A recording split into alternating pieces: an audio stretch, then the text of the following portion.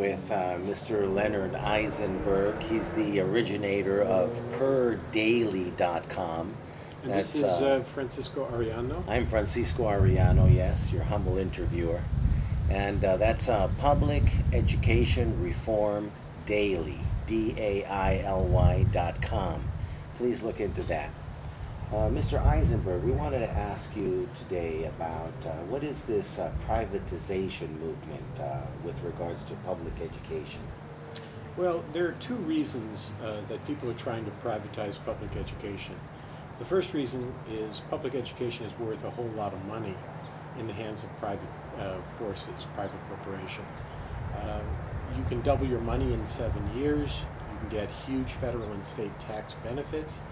And they're shooting for something that is conservatively estimated at being worth about $370 billion a year.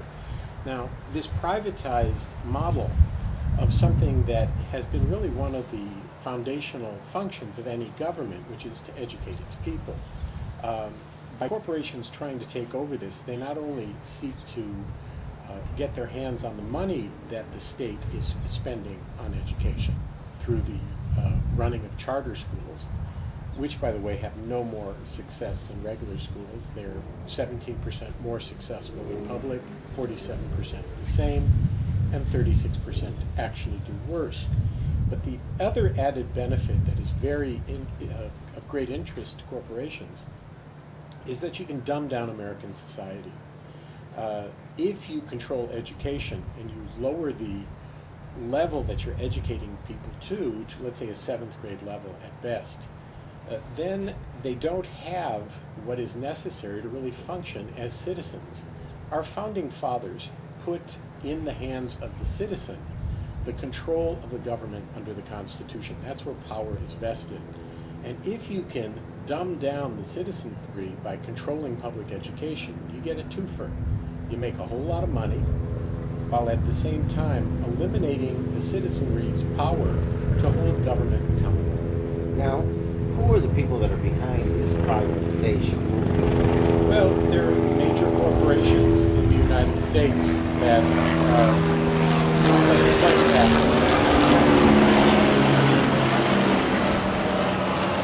There are major corporations in the United States that have gotten together to do this, because if you watch what is going on, it is very carefully orchestrated. At the present time, there are about 6 corporations that have controlled all the media in this country. You have to realize, again, the media, the airways, are owned by the people, but through licensing, they have taken control and given it into private hands.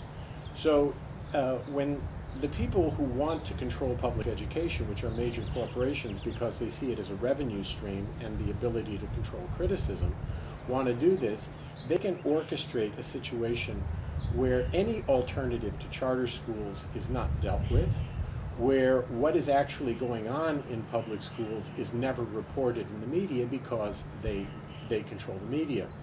If you look at the Los Angeles Times, which was taken over by the Chicago Tribune when Mr. Zell took it over, you will find that reporters in the United States are probably more afraid of losing their job than teachers, so they report what they're told, and what they report is what Diane Ravitch calls the dominant narrative. The narrative that we need a business model, that we need charter schools, irrespective of the fact that there is no evidence to show that charters do any better. But they are beating the drums and dealing with this. You also have private foundations by the Gates and the Broad Foundation, so that we are at a point in the United States where 43% of all superintendents are graduates from the Broad Academy, much like Los Angeles Unified's John Deasy. Deasy, who was a teacher a long time ago, is backing the movement towards privatization as fast as he can. And this is what is behind his attacks on teachers. Now, isn't he the superintendent of a public school system? Yes, he's superintendent of a public school system, but the people who put him in power, where he had there was nobody else offered to the board, Monica Garcia, put this guy in power and gave him a $350,000 salary. There was such a stink around that 6 months after he got that, he agreed to graciously take only $250,000 which was what his predecessor was getting. But the problem really isn't DZ. The problem is the way public education is set up.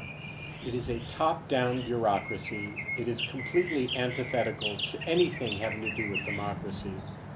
And instead of vesting power in the local school, in a consortium of parents and teachers who can pick and choose their administrator, and much the way the American Indians do it, no one has a hereditary claim to a role in the American Indian community, nor should anybody have a hereditary claim to power in schools. What you need is somebody who has a mandate from the teachers and the parents, and if that person fulfills the mandate, they stay, and if they don't, they leave. This is not what the privatization movement is about. Privatization movement is about money. It is about considering vendors and contractors' interests far more than we consider children's interests.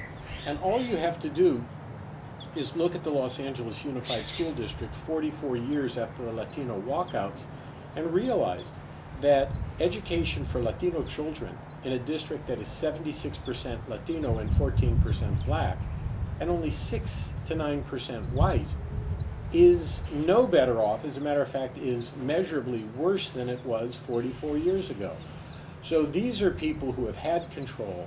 They haven't done anything to improve the situation, and now they are targeting teachers and trying to lay off in this little sleight of hand to blame teachers for what they have been unable to accomplish.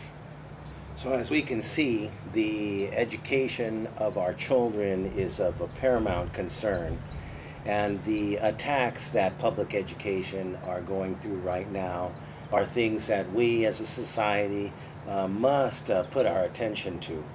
We're going to be continuing these interviews and conversations with Mr. Eisenberg. Please visit perdaily.com, Public Education Reform Daily. Thank you very much.